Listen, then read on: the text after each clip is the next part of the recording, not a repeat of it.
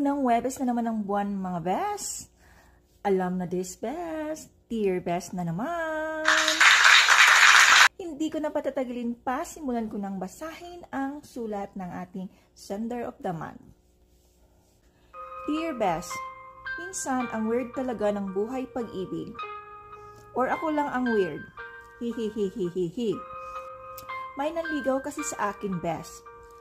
Siya yung tipong sobrang kulit na di tumatanggap ng no for an answer. Mukhang mabait naman siya, maunawain, at yung pinakakagusto nating mga babae na mahaba sa isang lalaki ay nasa kanya. Sa sobrang haba ay maiiyak ka talaga.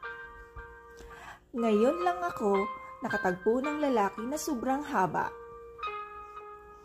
Grabe talaga, best, kahaba ng pasensya niya. Gusto ko mag-practical thinking na matutunan ko rin siyang mahalin pagdating ng panahon.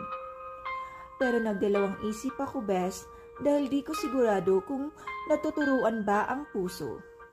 Natuturuan ba magmahal ang puso, best? Unfair din naman sa kanya kung di ko siya matutunang mahalin balang araw. Mahirap na makarma pa ako nang wala sa oras. Mahirap kalaban ang karma kasi, best. Ideal man talaga siya, pero di ko makuhang maisip na makipagrelasyon sa kanya. Minsan, gusto kong mag-yes sa kanya, kaso mas matimbang ang no. Hu. Sayang talaga siya, best, kasi parang mamahalin niya ako ng totoo. Paano ba turuan ang puso na mahalin ang isang tao, best?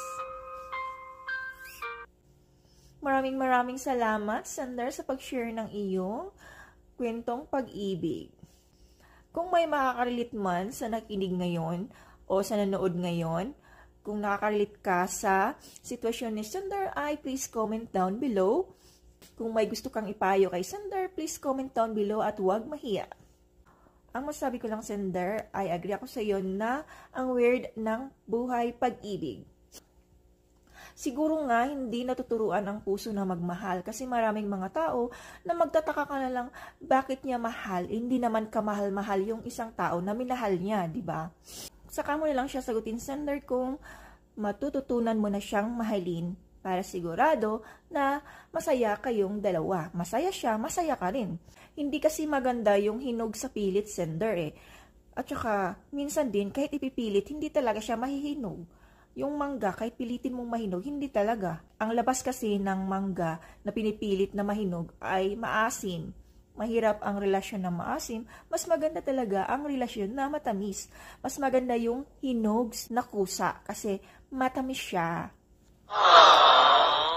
Mapasa na all na lang talaga ako sa'yo, Sender, na may naman nanliligaw sa'yo na mabait. Nowadays kasi mahirap maghanap ng isang lalaki na mabait na, mahaba pa. Diba? Sana all. Yun lang ang masasabi ko, Sender. Maraming salamat sa pag-share ng iyong buhay pag-ibig. Good luck sa iyong love life, Sender. Sa mga nanood o nakikinig ngayon, maraming salamat. See you next unang Huwebes ng buwan.